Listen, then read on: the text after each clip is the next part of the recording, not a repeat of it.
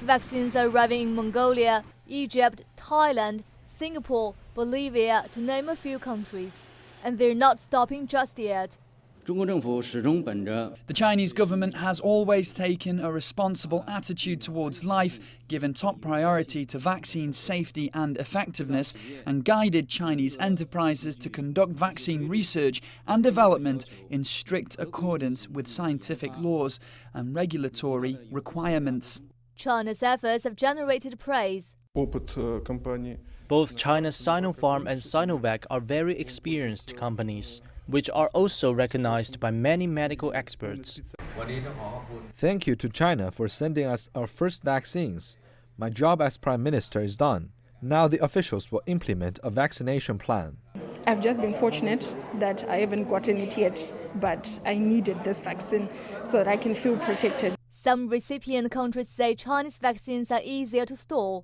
Western vaccines like Pfizer must be kept below -20 centigrade, whereas vaccines like Sinovac can be stored at 2 to 8 centigrade. And the country's transport giant Cainiao Gogo and Alibaba is actively cooperating with countries such as Ethiopia to build safe cold chain for vaccines transportation. World-renowned medical journal The Lancet has reported some developed countries, which represent 16% of the global population, have taken at least 70% of COVID-19 vaccine doses available in 2021. At the same time, only 10% population in 70 low and middle-income countries around the world might have access to vaccines. Experts say China is providing solutions for the problem.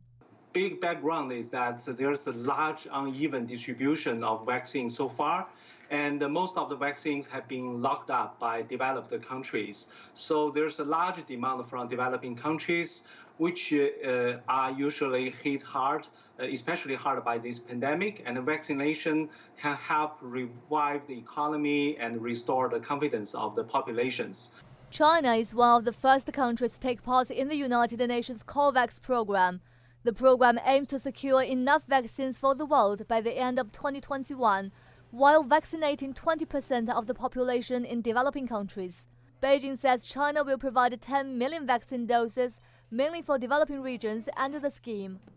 The Chinese Foreign Ministry says the country's move is part of efforts to follow through on President Xi Jinping's pledge to make vaccine a global public good. It added that China will continue to work with other countries to promote equitable distribution of vaccines worldwide to jointly fight the virus. Yu Yang, CGTN, Beijing.